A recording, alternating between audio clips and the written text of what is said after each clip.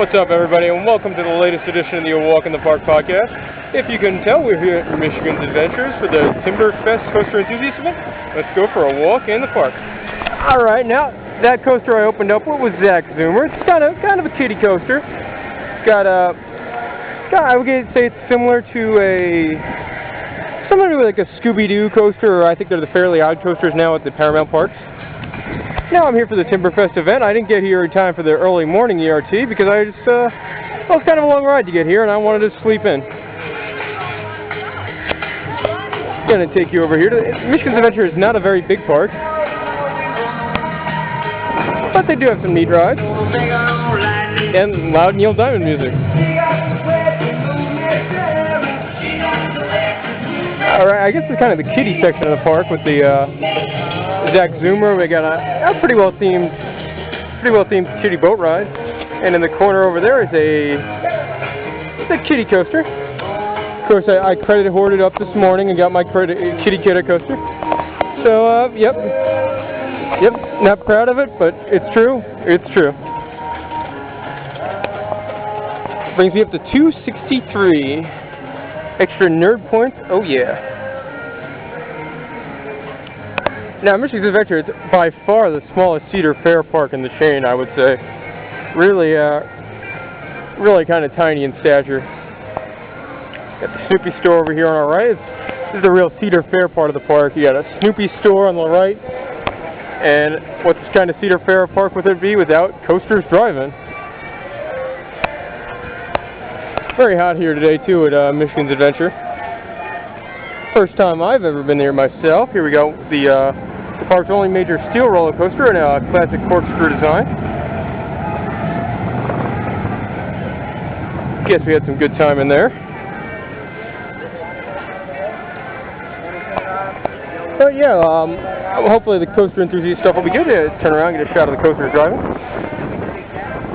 We got 2 hours of ERT tonight and dinner, so hopefully it'll be a good time. One of the rare Walk in the Park solo ones this year. I've been joined by all sorts of people. Clint Novak, Will Holder, my little brother, and Joe Spinelli, my good buddy Joe. Hopefully that'll continue, because personally I think the show works better with a co-host or two. Alright, here's more corkscrew. Okay, I hope that, yeah, the go-karts are running. They have some cool go-karts. All themed to like NASCAR type, like painted up like NASCARs. Not the biggest NASCAR fan, but they are cool paint scheme while we wait here and watch them swing by. Hope they're not going to swing by because they're all done. But hopefully you saw it in there. Alright, across the lake there is a good shot of the Wolverine Wildcat. Which actually I thought was I was impressed by it. Very smooth ride, good ride, very cool. Thumbs up by me. Huh? Gotta weave our way through some people. Got a basketball game here on the left. And Dodgem here on the right. Of course they got a Ferris Wheel. Not a great Ferris Wheel. It's really this one you'll see at every travel and fair pretty much. Dead ahead is the log flume. Actually, this is really cool. It's probably one of the prettier shots of the park. You've got the Sea Dragon going right before the Wolverine Wildcat. You pan over a little bit, you got the Sky Coaster. Very, very nice part of the park.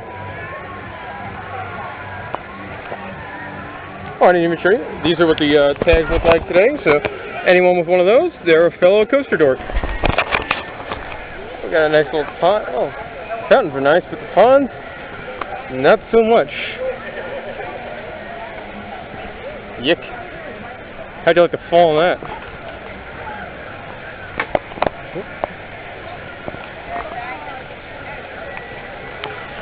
Yeah, somebody actually showing some love for my New York Knicks. I saw one with a Knicks jersey on.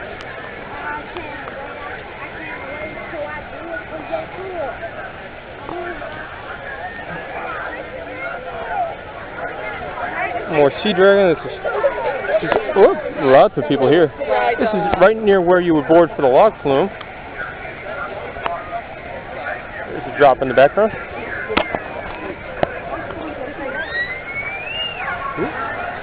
entrance to the Sea Dragon. Actually, one thing, I haven't been on their log flume. I probably won't go on. It doesn't look like anything special. But they have a really cool sign coming up here. Log flume's kind of weird too. It's almost all way above ground except for the start and finish. Isn't that a cool sign?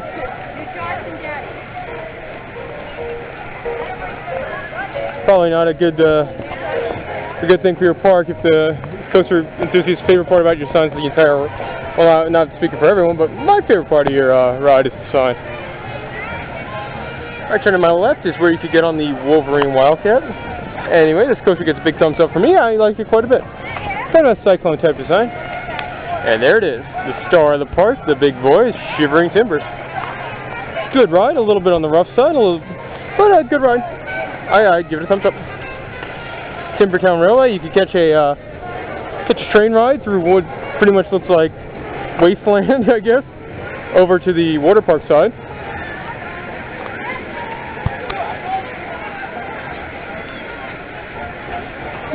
Let's see, let's get a shot of this. Yeah, here's a good shot of Shivering TImbers again. There it is. Big Ferris Wheel station. That's the helix that finishes the ride. Real good wooden coaster. Really, it seems like almost too big and too good for this park, Shivering TImbers. But it is getting a little bit on the rough side. If you only like smooth woodies, then Shivering TImbers may not be for you. I got this whole row of benches here for people that are afraid to ride Shivering TImbers. See, this is what I was talking about. The log flume, look, ground, nothing, grass. Above ground, log flume everywhere. I figure you could probably be a good place to throw some flats or something at some point. Now here's where Michigan's adventure goes from a Cedar Fair park to a traveling fair. It's got all kind of traveling fair attractions. Right here we got a scrambler. I'm not even sure what you call this ride. They call it a thunderbolt, but typical fair type of flats.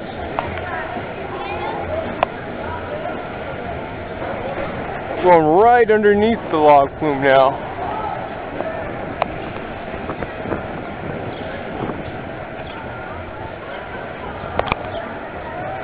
Alright, anyway, I hope you've been enjoying Season 2 of a Walk in the Park podcast. I think it's so much better than Season 1. And be sure to, if you have any feedback, want to talk coasters, got a question, anything of that nature, just shoot me an email at patman007, that's PATMAN007, at AOL.com, or just hit me with an instant messenger. I'm on AIM all the time at patman007, so that'll be fun.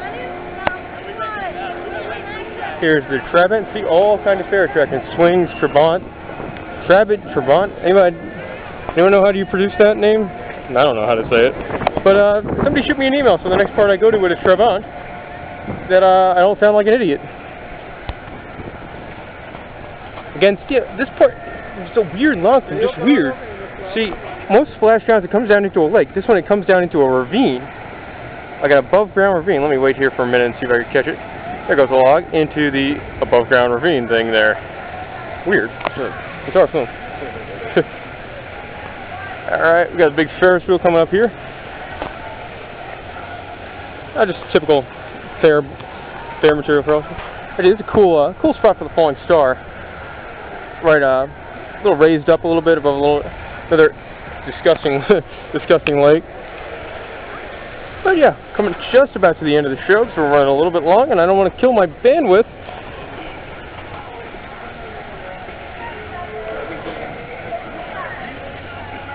Alright, that's going to be the last part up here. I just want to take you to all the Wild Mouse.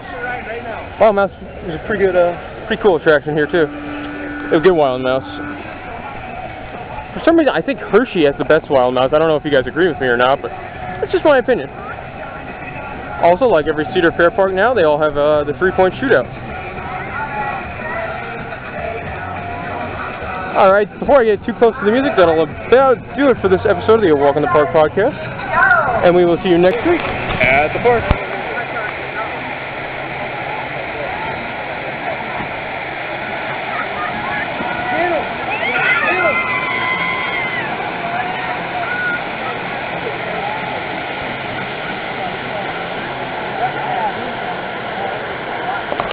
Alright, and with that, I welcome you to the latest edition of the Walk in the Park podcast. Still here at Michigan's Adventures. Let's go for a walk in the park. Alright, last time we showed you the ride side. Now, we're on the water side. What's right behind me is the new, I think it's the newest attraction at Michigan's Adventures, or the second newest, I'm not sure. But relatively new, let's count on that. That's the really cool looking rapids ride. I believe it's by the Hopkins Company, but I'm not positive. And now, since this is the water park side, maybe we'll get lucky and see some hotties in bikinis. But, you know, it's Coaster Enthusiast Day, so it's more likely going to be fat, hairy guys, unfortunately. Alright, you can see it's got a nice shot of the lagoon over here from Michigan's Adventures Lagoon. I don't know what they call it. I'm going to call it Michigan's Adventures Lagoon.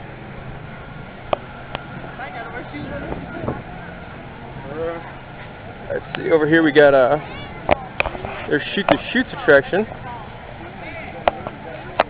Hope I didn't get in the queue for it. No, I didn't. And it's your typical get them on, soak them, get them off, shoot the chutes. Nothing too special about it. That's excellent. I haven't ridden the rapids ride because I didn't want to get all wet today. Oops, whoop. But it looks really cool. So, and from what I've read online, it's getting very good reviews. And here's probably a newer ride, I would assume. It looks newer. And plus it's sort of in a big Adventure Falls sign. We're gonna catch the big splash now. Stop here for a minute and catch the big splash. These are fun. Nothing better on a hot day than getting on the bridge and getting just soaked. Just like all those people.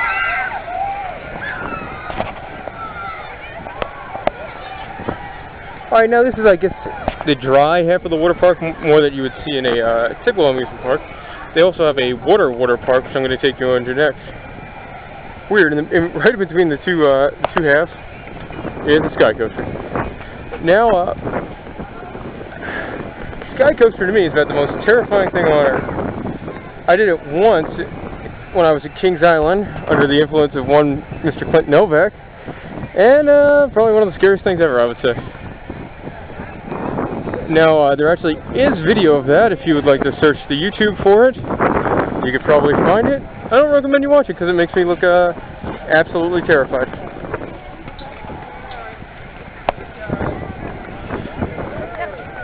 Get their big tornado slide over there. These people are getting ready to go. Right now, they are just terrified, I'm sure. It's weird, it's one of the single ones. They don't have two towers. A lot of them I've seen with two towers.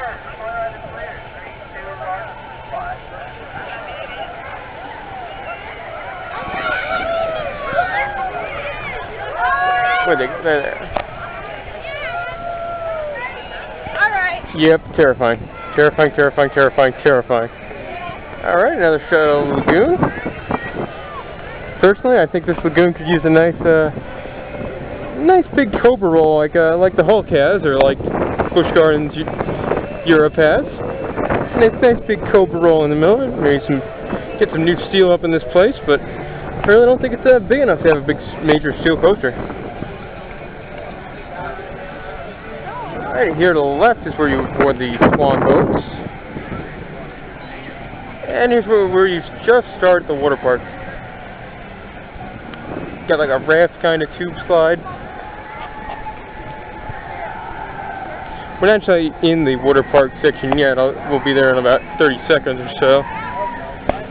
See, this I think you could probably still ride pretty dry and be in fine shape because you board the rafts. Yeah, they don't look wet at all. I'm going to take a little shortcut here. You got to get probably the best view you'll get today of their tornado slide, which they actually don't call tornado, one of the few. They actually call it Funnel of Fear. I'm going to cut through the gift shop here. What's with Parsons selling pucker powder? Stuff's gross. Trying to get over here.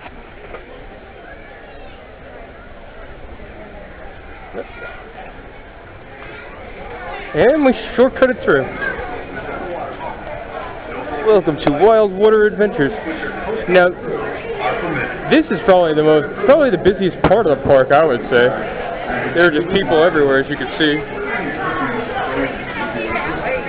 And Joe, that's the way it is in a lot of these parks. That a lot of these half water parks, half coaster parks. It's always the water park half that's packed.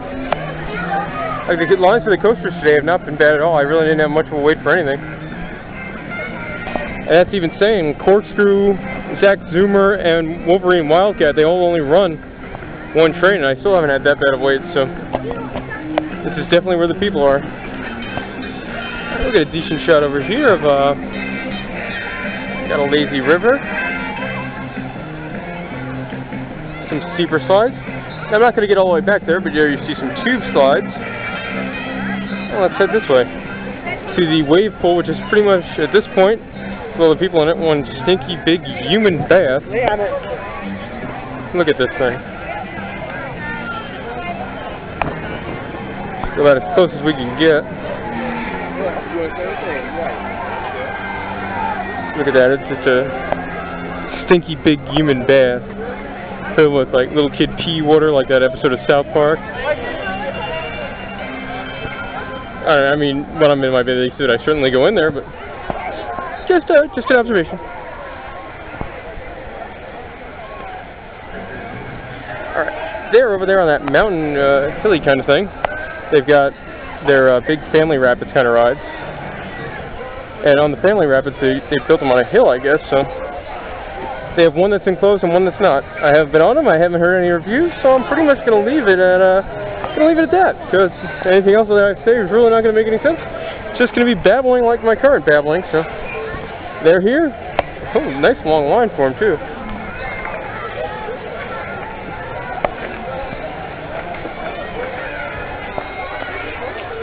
Jeez, this place is packed with people. You know, it really makes me think about when there's this many people on a spot. I know there's a Disney podcast out there by a guy named Jeff from Houston called The Meandering Mouse, and he uses a couple of terms, either sheeple or human cattle for instances like this. And I like it. I think it's pretty funny, accurate terms.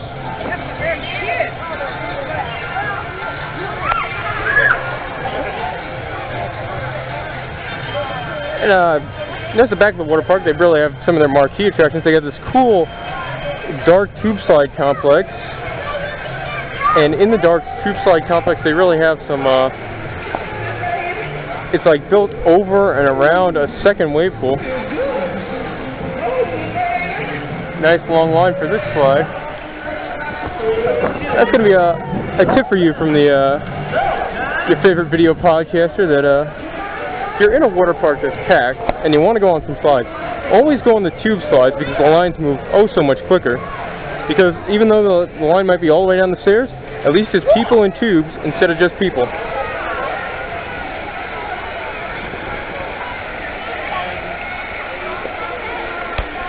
It's actually my favorite part of this water park. It's kind of unique.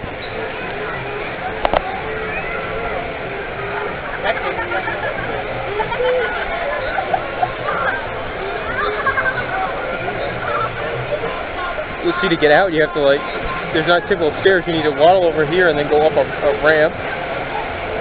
And that's the snake pit. And it's kind of neat. They actually sell shirts for their individual rides, not just like individual slides. How many parks do you see that do that? People walk around with like their favorite slide on their chest instead of their favorite coaster. Not often, I would say. See, and this is one half of the wave pool. There's another half on the other side of the snake's pit. Turn around and go this way, show you the kiddie splash area. But yeah, very busy today. I mean, I wouldn't expect a beautiful Saturday to be not busy, but that's how it is here. Not the pretty pathetic kiddie splash area by today's expectations, where each one they build is bigger than the next.